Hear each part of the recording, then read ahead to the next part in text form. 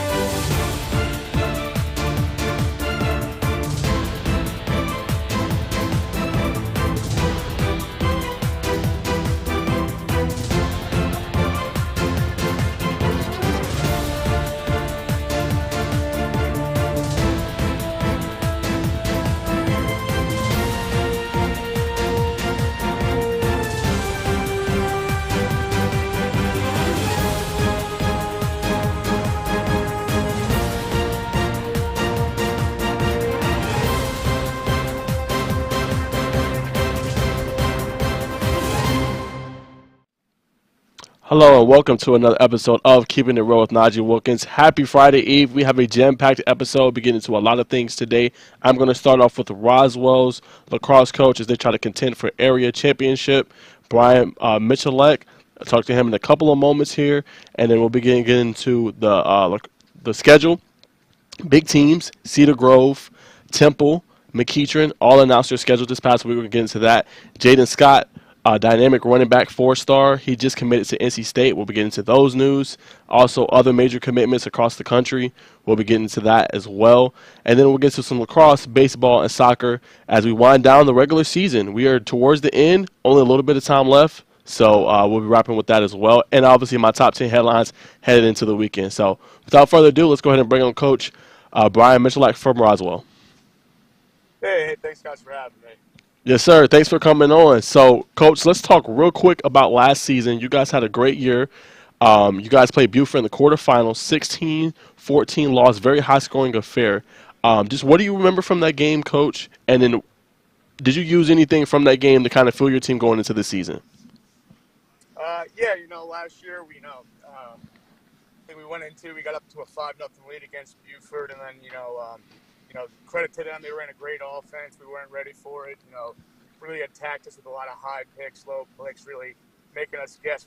We couldn't really get to the hand. So I think moving in from this year, from the defense perspective, that we're just going to try to get on the hands. You know what? We're going to be aggressive on picks. We're not going to sit back anymore. And I think offensively, the big thing what we're trying to do right now is trying to play that slow, fast offense. We're trying to keep that tempo up, but we're working for the best shot, not the first shot.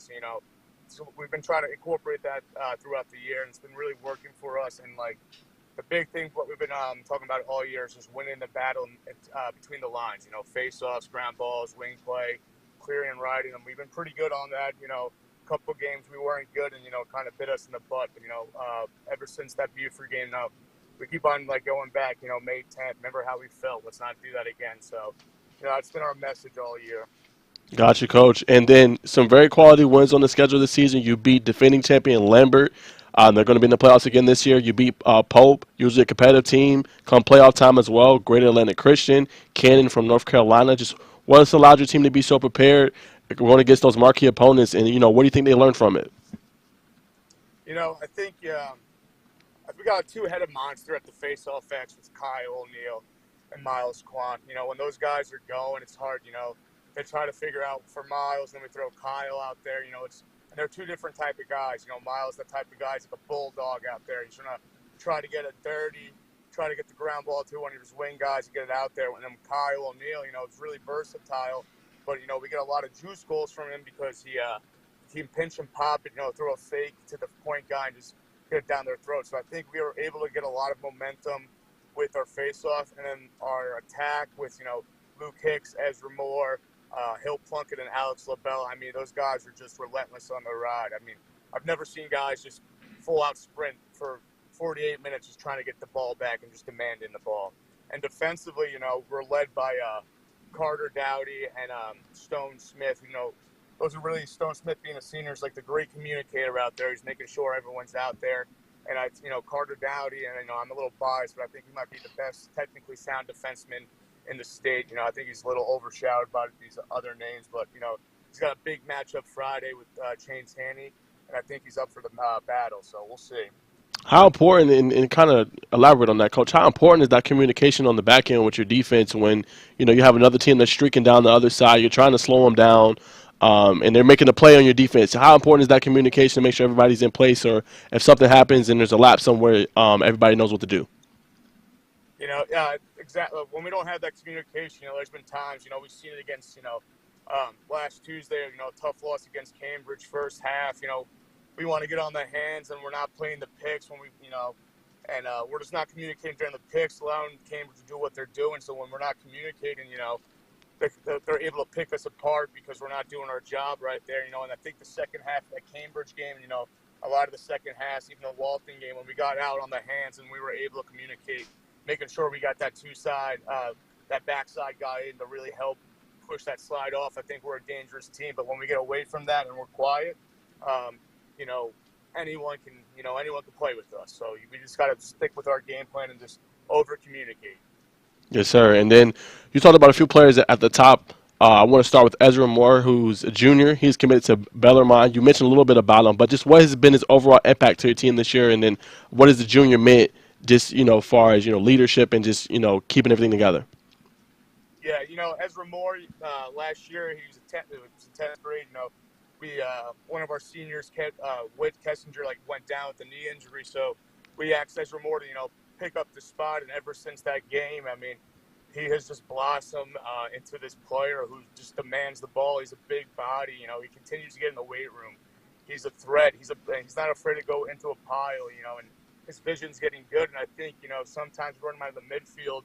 And I think with his attack mind, that he's just a natural attackman. He's able to see that matchup or that skip pass for working down that pipe. So I think he's very versatile. I think he's probably one of the better players in the state. I think he's a tough cover all around because he is speedy, he is shifty, but he also is not afraid to run into you and get nitty gritty.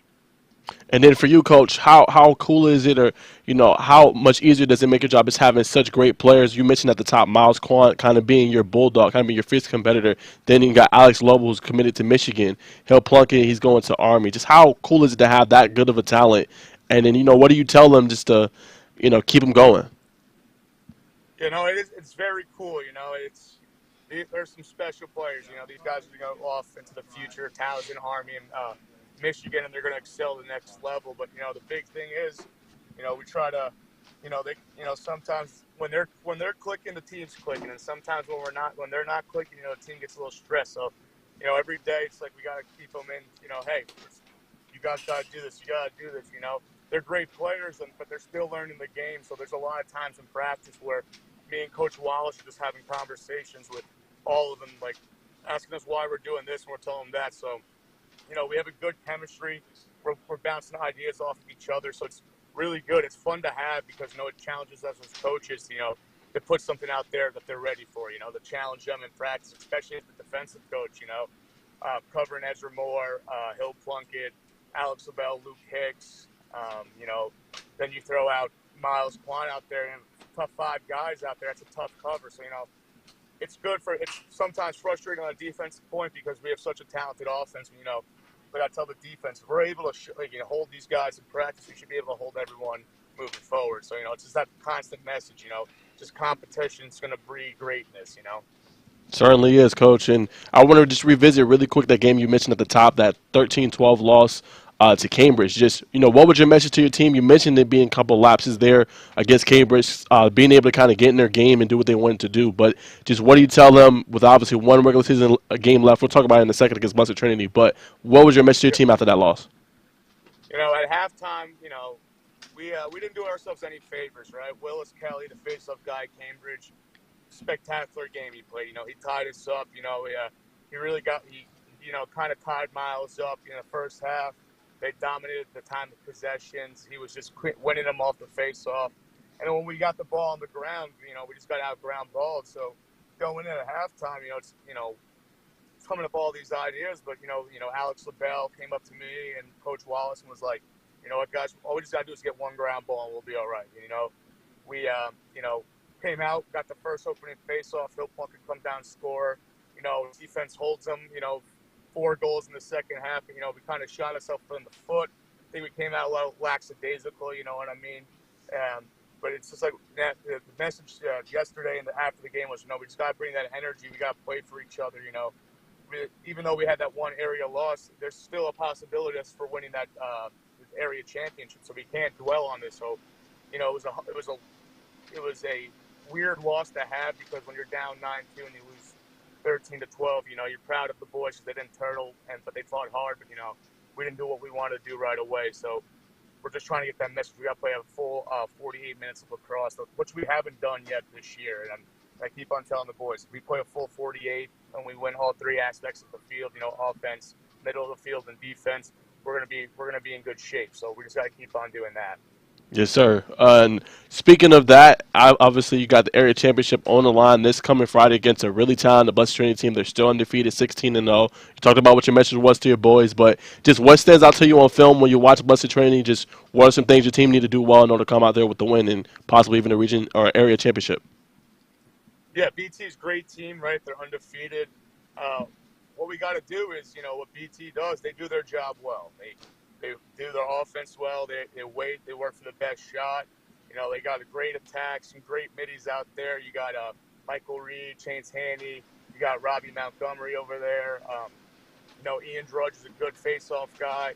Charles Edwards, a spectacular soft-core defenseman. Their defense is good.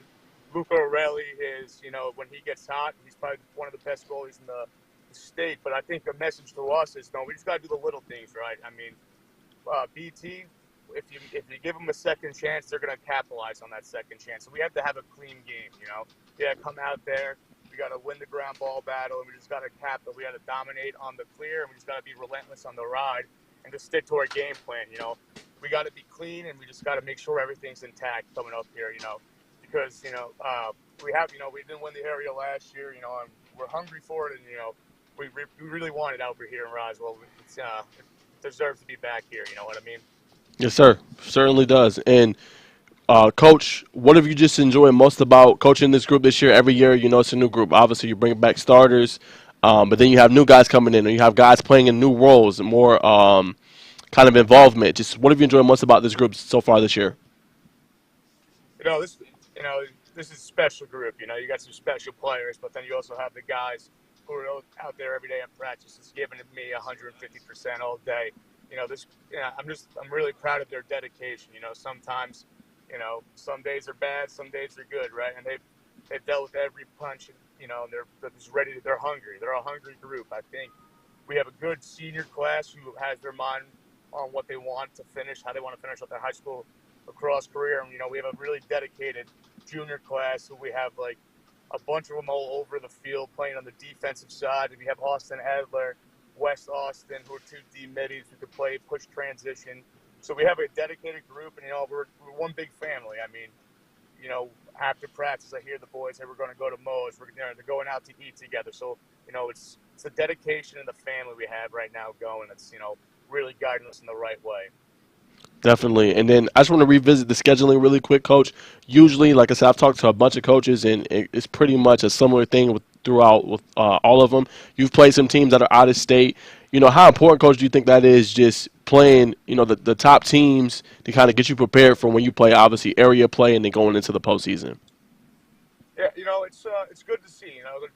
It's good to see the growth of the game. We played Cannon School out of a private school out of North Carolina, and they have dudes everywhere, right? And I think it was a good experience for us because being one of the top teams, we played them last year, lost them in overtime, and playing them again this year, they have one of the probably a goalie. They have a goalie going to UNC who was hot. And once again, we were down big in that game, and we came back to lose by 3. And I think it's just good to show the boys that if we want to be with these other teams and we want to be the best, we have to compete against these guys and work just as hard as they do and everything. Yes, sir. And then, what was something you outlined, or what are some things you wanted to accomplish this season before it's said and done, Coach, with this group? We want to have a strong finish. I would love to win the area, but if that doesn't happen, I think we have a group that is committed. Our big thing was like our end date, everything one game at a time, but the end date is that state championship day, May 14th. We want to be there. We want to be that last team holding up the state championship. Bring the first one back since 2016 to the Roswell community. And just have this community grow in lacrosse because it's just a really good athletic school. Yes, sir. Well, I could ask you one more question. I'll let you go, Coach. Just what kind of approach do you like to do with your players, right? Every coach is different. Some players allow kind of their players or their leaders to really, kind of galvanize the troops. Or are you more laissez-faire, you let them do it? Or do you like to kind of, put your footprint on it? What are some things you like to do when you coach and or strategies you like to implement? You know, um, I like to be hands-on. I like being from Long Island, I'm stubborn. I think there's one way to play lacrosse, and it's like the right way, hard on ground balls, doing all the little things right. You don't have to do anything fancy. You just got to keep moving your feet and all of that. And I think, I'm tough on them when we're slacking in practice. I'm all over them, but when they're doing something good and we're in like a water break or we're just chatting it up before the huddle, I'm cracking jokes and everything. But when right before we're coming out of that locker room before the game, I'm all hands on deck. I'm ready to go, and I think the boys really like that because they see both sides of me. They know when to mess around. They know when there's a time to go. Yes, sir. Certainly. Well, Coach, I want to say thanks so much for taking the time today, do this interview with me. Cheer for you guys, and good luck with the area championship, and good luck in the postseason. Hey, I appreciate it, guys. Thanks for having me. Yes, sir. We'll see you next time. How guys? All right. So, all right, guys. So that was Roswell head coach Brian Micalec. They got a big game coming up Friday. Stay tuned. That'll be at 7 p.m. Area championship on the line. See if they can hand Blessed Trinity their first loss of the season. They have been number one all year for me in 5A, 6A, but Roswell's been up there as well. They've been a top 5 team all season long, so we'll see what happens. But we're going to take a quick break, thank our sponsor, Georgia Farm Bureau, and be back on the other side to talk some different sports. Our mission has always been to support Georgia farmers. That's why we created Georgia Farm Bureau Mutual Insurance Company, providing financial protection that farmers needed. While this remains the same today, we've grown to protect all Georgians through home, auto, and life insurance. From the very beginning and into the future, we stand for every Georgia community. We are a Farm Bureau. All right, so let's go ahead and get into it. A lot to talk about today. That was the first guest. Again, Roswell head coach Brian Micalec. Big game coming up tomorrow night against Blessed Trinity. But we're going to look at a player's film. His name is Jay Nelson. I've linked his Twitter account below if you're watching live on our YouTube page right now. We're going to analyze the clip. It's about a minute 30 long. He's just doing drills essentially, and I'm just going to say what stood out to me and, what I think the player can continue to prove upon. He's in 8th grade. He's going to be a rising freshman. But let's go ahead and look at this clip. All right, so here, first one, he's going against the guy, getting to the bag pretty easily here. Here, I really like his feet, being able to get there to the block. Here again, going up against him, using the strength, use a good spin move, gets there. This will be the last one right here. Good job is using his feet, relentless pursuit. I really like about his game. Now look how fast his feet are. 6'1", 230, really good student, 4.0 GPA. I can say this, guys. He has really good feet. That's going to really help him in the long run. Being able to get out the blocks fast, being able to get to where he needs to be. The only area of improvement I really see for this player is just his hands. Being able to get the opposing offensive lineman hands off of him quicker with some quick bursts with his hands, quick spin moves, that's going to really help him. But look how quick his feet are. I mean, he's getting in and out of his cuts and his breaks really, really good. This one here is a good example. Boom. Look at that. Look at him moving. 6'1" now, about 230. So, I mean, he's moving pretty fast. Yeah, I think it's exceptional. I mean, his feet are great. Here, just doing a little bit of a squat, getting down low, working the legs. So, again, go to his Twitter page, at Jay Nelson. And you can see all of his clips. But that's it. So just real quick, my summary. Again, great feet, very quick, gets in and out of his cuts and his breaks quick. That is going to help him in the long run. Only a freshman coming into this season, so he's going to have a lot of time to be able to work on his craft in his game. I would say just getting other moves, being able to get a spin move in there, being able to get off blocks. Block shedding is going to be very important for this player.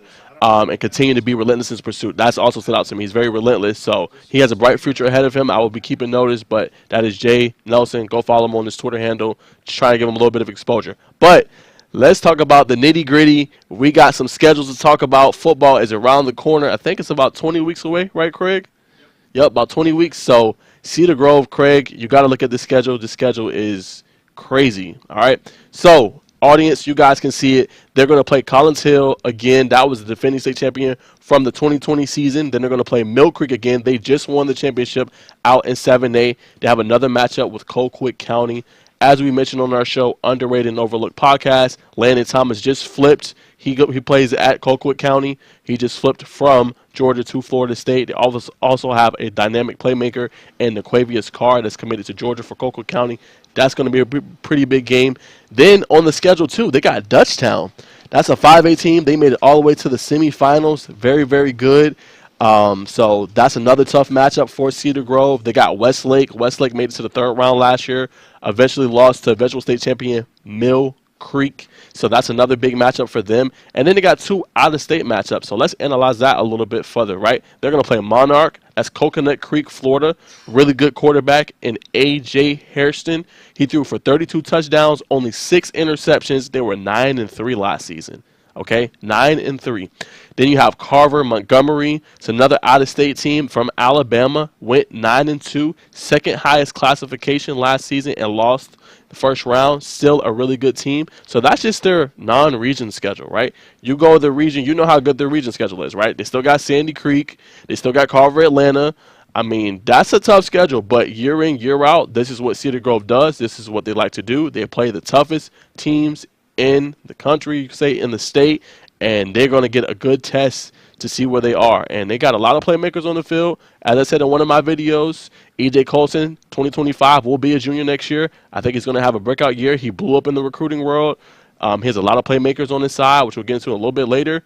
But, I mean, that schedule is no joke. So I can't wait to see how Cedar Grove is going to look at the end. But two out-of-state schools in Monarch from Florida, Carver Montgomery, Alabama, and then a really tough non-region in-state schedule. So we'll see how they look at the end of it. But that's a team that's looking to contend for titles. And you see why year in, year out, they're there. Last year, obviously, you know, the phantom call that happened in the championship game against Sandy Creek, but they were right there towards the end. All right, now let's take a look at Temple football schedule. They got a pretty tough one too. Some major matchups to kind of look out for, I think. Lumpkin County, I think this will be an intriguing matchup. They're going to play them on September 8th. They had a great season last year, Lumpkin County did. They went out early against Oconee County, who made it all the way to the semis. They lost to Cedar Grove. Oconee County is a really good team. But you guys all know, Whit Weeks last year, who went to LSU, he was a major force for them last year. Oconee County had a really good team. We televised one of their games. They played Jefferson at home. Defensive battle, really good game. So Oconee County was really good last year. And then September 22nd, they have a game against Bowden. Bowden won it all last year. So I think that would be a big one. I think it'll be a good test to kind of see and gauge where they're at. So I think that'll be another good one on September 22nd. Then October 13th, they're going to play Lamar County, right? I think that would be another interesting matchup. Lamar County was 10-2 last season. Lamar County will have to replace their dynamic running back C.J. Allen, who rushed for 1,628 yards and 25 touchdowns. That would be another interesting one to watch out for. All right, so those are the major matchups. That's what you should look out for. Then we got one more schedule to analyze. It's going to be a McEachern football, McEachern Indians. We're going to look at that real quick as well. Major schedule here, as you see.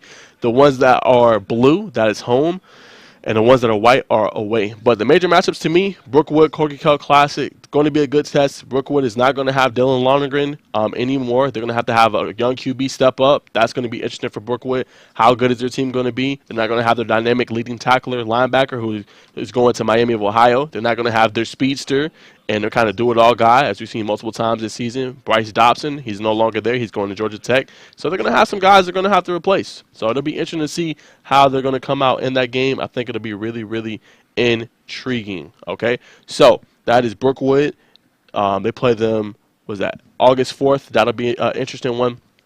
And then week 2, man, that's going to tell us a lot about McEachern, right? They play defending champion Langston Hughes, right? That will be a road game. Prentice Nolan, 4-star. He's going to be there, committed to Ohio State. I mean, how do they match up against that dynamic group and talent? Joseph Stone Jr., JoJo Stone, who's going to LSU, plays for Langston Hughes as well. That's going to be another good test for them. And I think a team that's really underrated, Douglas County, right? Sayer Hardaway. Again, I think that's a player that's really underrated. I haven't really seen his name blowing up in the recruiting world. He still has another year under the helm. But if he can get his team back to the postseason, they can make some noise. I think he'll have a chance to be able to get some more offers. But I think Douglas County is a team that's one of my sleepers. That's going to be an interesting matchup as well. And I think Valdosta, September 22nd, right? Valdosta had a really good season last year. They started out 8-0. They kind of faltered towards the end. They lost 4 straight, got knocked out of the playoffs. But I'm curious to see how they recover after kind of tempering off after their 8-0 start. That's going to be an interesting game between those two teams as well. And then the last one, October 20th, they're going to play North Paulding. That's going to be another interesting one as well. North Paulding was a playoff team last year. They're not going to have the great quarterback anymore, Boone Anderson. I think they graduated to their leading rusher, if I'm not mistaken. Yeah, James Target, I think. I think so. Yeah, I think they graduated their leading rusher as well. So North Paulding is kind of a team. How will they look next year? They're going to have young guys step up big for them. Okay, so I think that's going to be another intriguing matchup between those two teams on October 20th. So that is the schedule release. Obviously, more and more will come out in the coming weeks and days. But those are the 3 that just came out. Very, very interesting. But nonetheless, let's go and hop back. Let's go talk about some boys lacrosse. Regular season is coming to a close. Kind of hard to believe. I just did my last rankings for the season, pre-playoff rankings. So major matchups coming up.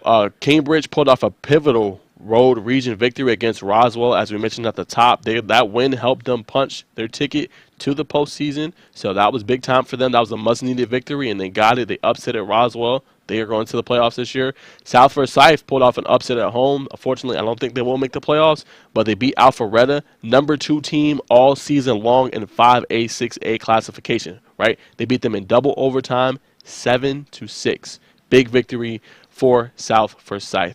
And then you got an area championship is on the line, right? Between Savannah Country Day and Benedictine, right? Benedictine's been at the top pretty much all season. They was number 1 for 5 straight weeks, I believe. They're 11-1 right now. Only loss was to Greater Atlanta Christian. Savannah Country Day is 4-0 in area play right now, 10-4 overall. Marquee matchup between both of these teams. A top 10 matchup, number 2 versus number 7. For Savannah Country Day, watch out for attacker Arden Watson. He is committed to a D2 school, so that is going to be a very intriguing matchup between those two teams with an area championship on the line. Then from the girls' side, Wesleyan handed Pace Academy their first loss of the season, right? They scored 18 goals. Yes, that is not an error. 18 goals. 18-15 victory for them.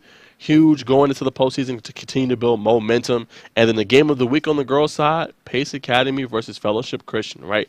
Pace Academy is coming off that one loss. How do they handle playing an elite team in Fellowship Christian, who's 14-2? Pace Academy is 15-1, so that's going to be one of the best matchups, I think, in the state, and the final game of the regular season for both teams. Something definitely to look out for. All right, so we got some baseball to talk about as well.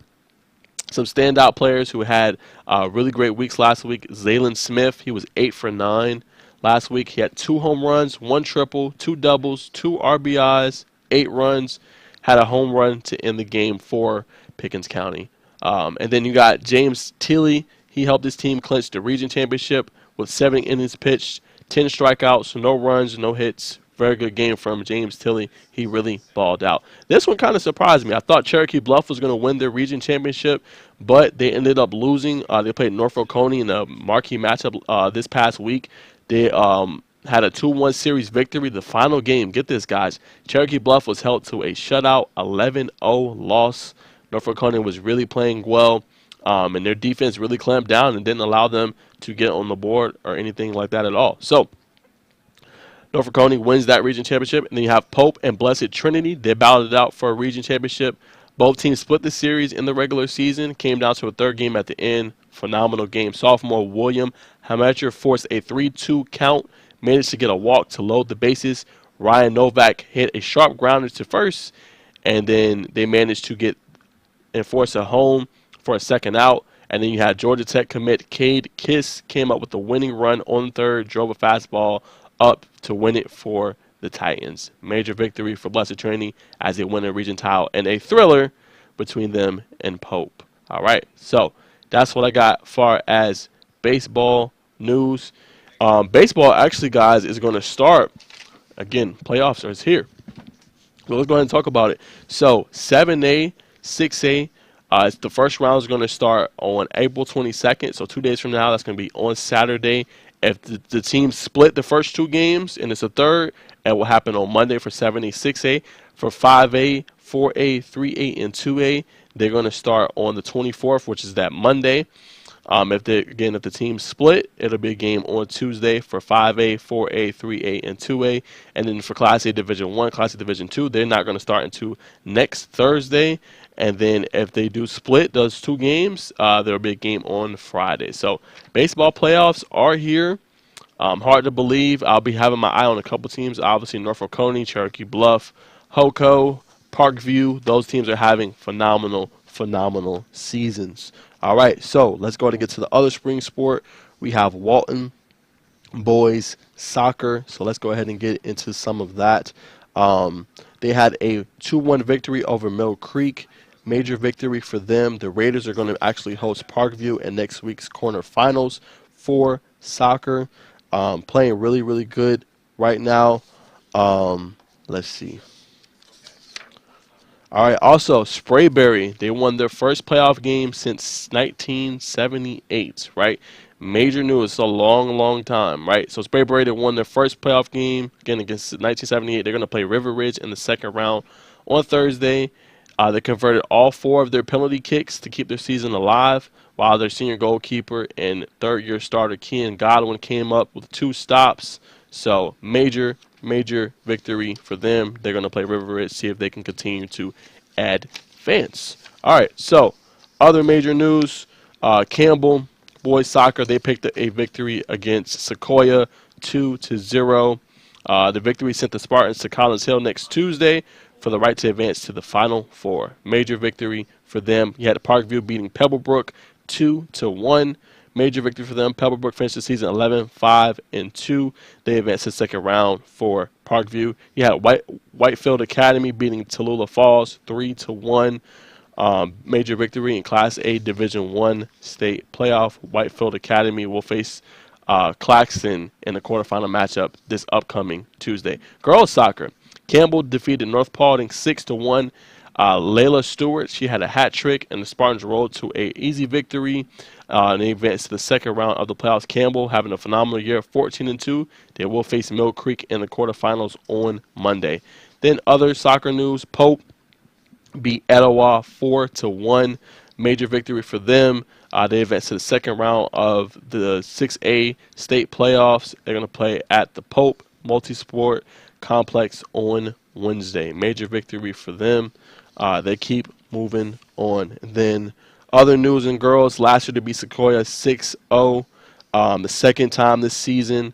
So major victory for them. They're going to keep on advancing. The Trojan girls soccer team, they won the first meeting also 6-0 in Canton.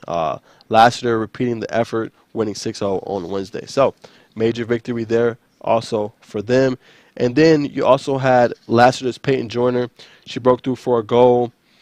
She had a great game as well, really making her impact felt, and they were able to come out with the victory. So that is news around soccer. Soccer's a little harder to research, guys. I'm not going to lie to you, but got to give shout out to my man Craig. He helped me with the soccer news because I could not find anything today or yesterday. So that's what I got as far as the news. We're going to take one more quick break. I got some breaking news. We're going to talk about that, and then we'll talk about my top 10 headlines, and then we're going to close out the show. So let's take another quick break and thank our sponsor, Georgia Farm Bureau. Our mission has always been to support Georgia farmers. That's why we created Georgia Farm Bureau Mutual Insurance Company, providing financial protection that farmers needed. While this remains the same today, we've grown to protect all Georgians through home, auto, and life insurance. From the very beginning and into the future, we stand for every Georgia community. We are our Farm Bureau. All right, so some major news. Carolyn Blackman, she stepped down as Wesleyan girls basketball coach Ellen Paroli is promoted to lead the program. This is via Gwinnett Daily Post. Wesleyan last year had a phenomenal season. They were 27-4. They made it all the way to the semifinals before losing to eventual state champion and undefeated Hebron Christian. So they're going to move in a new direction now. They was in that really tough. Let me actually look really quick, guys. They had a really tough region, I remember, last year, and they were able to actually come out on top. Let's look really quick.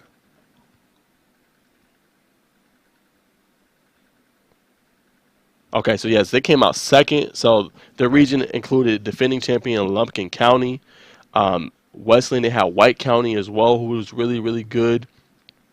So the fact that they came out second, I mean, I think showed a lot and made it all the way to the semifinals. I think just spoke, volumes of, how good they were. They beat some top schools this year. They beat Buford, who made it, I believe, all the way to the semis as well this season.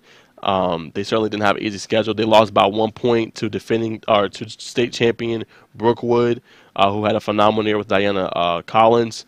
So they had some major wins across their schedule. So it'll be interesting to see how Paroli is able to come in and really, galvanize that group and see what she's doing in her first year under the home. And then, man, Florida State lands another stud. This time it's the 2026 class. He is he's a freshman this year. He is a rising sophomore. His name is Devin Carter. Plays for Cedar Grove. He just committed. Breaking news, this is at actually 12, but he committed to Florida State. Kid will be a sophomore again, as I said last year. I said just a few seconds ago. He's also a legacy. His dad played at Florida State and was selected in the 1990 draft. So I think it's going to be intriguing to see this guy, Devin Carter, who had obviously an impact his freshman year, but he's going to obviously step into a more prominent role for Coach John Adams and for the Cedar Grove program next season. But I think it's going to be interesting to see him, E.J. Colson, and how that Cedar Grove offense is going to look next season. I mean, E.J. Colson throwing the ball to a dynamic playmaker and Carter, I think that's going to be intriguing. So he announced it on his Instagram. He is going on and playing at Florida State. So, again, as we said in our show on Tuesday, Florida State is having a top class. I think they're top 5 right now in 2024 class. We talked about the 5 different recruits they got from Georgia. They get another one now. So, Florida State, man, don't be surprised if they get back to where they need to be in a couple of seasons. Right now, I know they're one of the top teams that contend with Clemson for a ACC championship this upcoming season. So they certainly got the talent, and they're going to keep it going. Landing this 2026 stud, that goes obviously a long, long way. So, that's the 2 breaking news that I've seen for today. Definitely stay tuned for that. Major news. All right, so we're going to get to my favorite segment of the show. I was going to try to have a player on, but I haven't heard anything from him so far. Craig, have you seen anything about a player joining in the first slot? Okay, so it was a guy I'll say real quick. His name is Giovanni Newsom. He is committing to Mars Hill D2 school. He played for Athens Academy. He had a phenomenal season. He's going to play on the next level. He was a Georgia Elite Classic invitee. I don't know if he played. I'll have to find out for sure. I'm not sure if he played, but he won also 2-time All-Region. So just excited for the kid to be able to play on the next level and continue going. So I was going to try to bring him on and talk to the player, but haven't heard anything from him. I sent him the link earlier today, but that's about Newsom. But we're going to keep going and talk about top 10 headlines for the weekend, my favorite segment. All right, so as I mentioned at the top, Roswell is going to play Blessed Trinity, game of the week. Blessed Trinity 16-0. Roswell is 14-3. This is for the area championship. Both teams are undefeated. Roswell suffered their first loss to Cambridge, but both teams are contending for that title. Blessed Trinity win, they'll be undefeated regular season. They'll be 17-0. So I think it doesn't get much better than those 2 teams facing off there. And then number 2, we're going to show it. This is major. His name is Jaden Scott.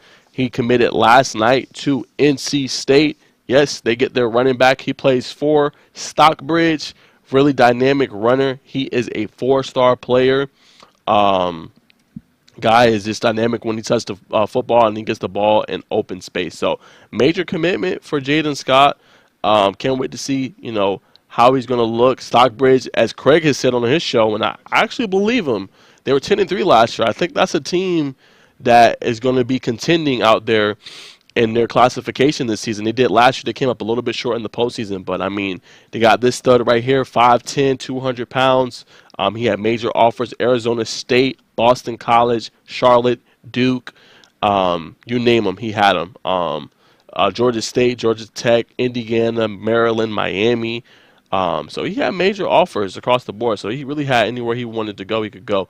But yeah, I think Stockbridge is going to be that team to watch out for in their classification. I think it's 4A coming into next season. They were 10-3. I think they're going to improve upon that and be right at the top, competing and trying to contend for A State's house. So that's number 2. Number 3, you got, for the first time in program history, Lady Mount Vernon Mustangs are going to the official Elite 8 soccer playoffs. So shout out to them. They've never been there in program history, so they hit a major milestone, picking up victories in the playoffs for soccer. So shout out to them, wanting to shine a little bit of light onto the program. So that's number 3. Number 4, Cartersville baseball. Man, they continue to ball out. Set school record for wins in the season with 25. They defeated Hiram 16-0 this past week. They continue to show that they are playing some of their top tier baseball at the right time. Then number 5, 2025 power forward for Grayson, Amir Taylor, just picked up an offer from Georgia Tech program. Major for him. Last year, his freshman year, he kind of backed up their lead center. Their lead center just graduated, so he's going to be in the forefront as a junior next season for the Grayson program, who made it actually pretty deep in the playoffs, right? They lost to Wheeler. They made it, I believe, to the quarterfinals. Or, no, I think actually the semifinals. Great program. They got Jakari Harris. He's a 4-star player, combo guard. So Grayson's going to be right there again, right? Competing, contending, and trying to win the championship again next year. I think it'll be interesting because Wheeler, right, they're graduating a lot of their talent, right? Number 1 player in the country, Isaiah Collier, he's not going to be there anymore, right? He's going to be at USC. Ayrton Page, their dynamic big, who's really good at finishing around the rim, contending and contesting shots. He's not going to be there next year, right? He's going to be at USC. Jelani Hamilton is going to Iowa State. They're sniper, they're shooter. You give him space, he's going to make you pay. He's not going to be there next year. So Wheeler's going to be an interesting team to see who's going to step up, the young players, and what's kind of going to happen. And then for McEachern, right, just really quick, obviously the 2 teams are probably going to play again. But McEachern's going to have one of the top players in the country in areas, Ace Bailey. I still want to see him in person. I haven't yet, but that is one of my goals, to see him in person before he obviously graduates. He's going to be coming back next year. They're going to have Moses Hips, right? Question mark around J.D. Palm. We don't know what's going to happen with the whole kidney transplant situation, right? We have to see what happens. But McEachern's going to be right there. They have some top talent all over their roster. So it's almost like McEachern's getting kind of the opposite of what Wheeler had last year, right? All that superior talent coming up in the 2024 class and beyond is going to be stepping up for him. So I think that'll be interesting to watching those 2 teams next year, in addition to Grayson in 7-8. And then number 6, Coach Kane for the Cartersville Hurricanes. This is the girls basketball coach. She was just nominated for Coach of the Year at the upcoming Black Excellent Awards show. Actually, it was Cartersville's first playoff appearance since 2017, 2018, and they made it to the second round. So incredible turnaround for the Cartersville program, and she's doing a great job in her tenure there. And they were right there, made it to the second round. So shout out to her for being nominated for such a prestigious award. All right, so that was number 6. Number 7, Buford has a new head basketball coach. His name is Wes Parker. So watch out for that. It'd be interesting to see how that team is going to look next year for Buford. Him coming to the helm and taking over that program. So that is number 7. Number 8, the Brookwood girls lacrosse team. They wrapped up the area championship, their first area or region title for any team in lacrosse, for lacrosse, in school history. That's major key. So they had a great year in their area. Believe it or not, I believe Collins Hill is in that area too, but they're reeling right now. I actually need to see if they won their game. But Trinity Cassidy, she had 5 goals in their victory, 10-4 against their rival Parkview. She had 2 assists and 3 ground balls to lead the Broncos, who finished area play unbeaten. That brings Cassidy's goals to 104 for the season. But let's take a quick look at Collins Hill, because I actually had them sliding in my rankings this past week. They were high as number 2 this year, but they were number 3 the week before. But this week they were actually number 7, because they've been on a losing streak and losing a lot of games, right? So yeah, looks like they're going to make the postseason. But They're reeling right now, right? So they're fortunate to get in, right? Parkview, who Brookwood just defeated, they're 6-2 in area play. Collins Hill's 5-3, and then Duluth is 4-4. So Duluth is out of it; they won't make the playoffs. But I'm worried about Collins Hill because of how they ended the season, right? They started the year out, I believe, 12-0, right? Collins Hill has suffered 5 consecutive losses, right? That's a little alarming, right? And some of these games have been close, some of the games hasn't, right? Brookwood, okay, they won the area title. That game was 19-3. They were, just had it going offensively. Collins Hill didn't have a lot of answers, right? You got Parkview game, they lost that 20-10, right? Then Mount Pesca, that was a closer game for them, 13-12. Then they lost to unranked Peachtree Ridge, who's not even going to make the postseason. They're 6-11 this year. They finished ninth in their area. They lost that game 12-11. Then I thought the big game, which was last night when they played Mountain View, they lost that 14-5, right? So it's a little troubling, right? It looks like they're going to play Campbell to start the playoffs. So I've seen this story before, a team reeling right before the playoffs. Usually very hard to get it together before you go in, but we'll see if they're able to do so. But yeah, they've just been reeling right now, and fortunately they did get in the postseason. But hopefully the coach can kind of rally the troops and get them going prior to postseason play. But I think it'll be very, very tough. All right, so we got that. And then number 9, Buford clinches another region baseball title after their victory this past week. Playing really good baseball at the moment, and they clinch another region title. And then number 10, Lovett looks to lock down a region title with the victory Thursday against Woodland. They're right there at the top, contending and competing, with Pace Academy. So we'll see if they're able to lock it down tonight against Woodland.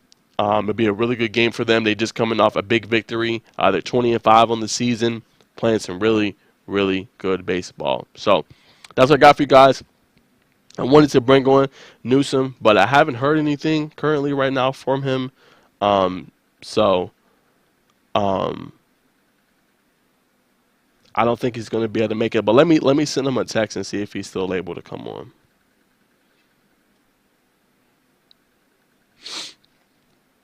Let's see.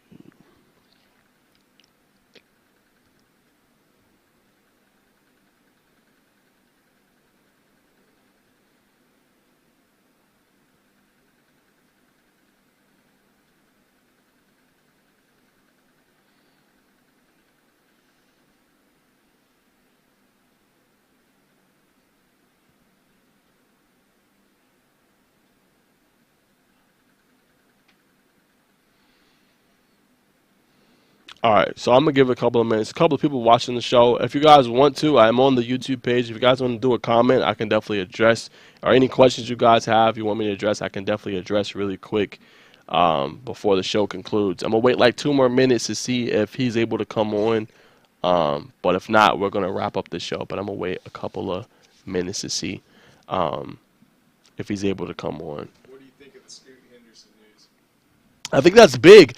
I don't know if he's going to go number 1 because everybody's enamored with Victor Wembanyama. But I think, he's definitely going to go. He shouldn't go past number 3, right? He's obviously a top 3 potential overall pick. I mean, he says he's the best. I mean, he's right up there. I'm not going to say he's not. And if you guys don't know, Scoot Henderson went to Kell High School, played at Marietta with them, went to the G League Ignite this past season. He didn't make the playoffs, but he had an exceptional year, and he's pegged as a top 2, top 3 pick. But yeah, I think Wembanyama is going to go first. I think Scoot's going to probably be 2. You saw him last weekend? Yeah, he was at Tip Off Classic. Yeah, the weekend before. Yeah, he was there. He has a team there. I seen Keenan Gray too. That plays for McDonough. Obviously he's going to have a big role next season. All of the seniors are graduating, right? No De'Avion Thomas, no Ahmad McDowell, no Avante Nichols. So I think that team will be interesting to watch, and obviously the coach's son to see too. What kind of happens there. But yeah, I think it's going to be intriguing to see. It'll be really interesting. I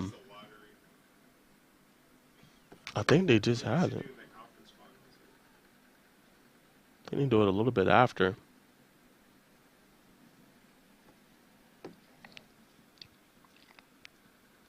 May 16th. Okay, May 16th. Okay, that's interesting.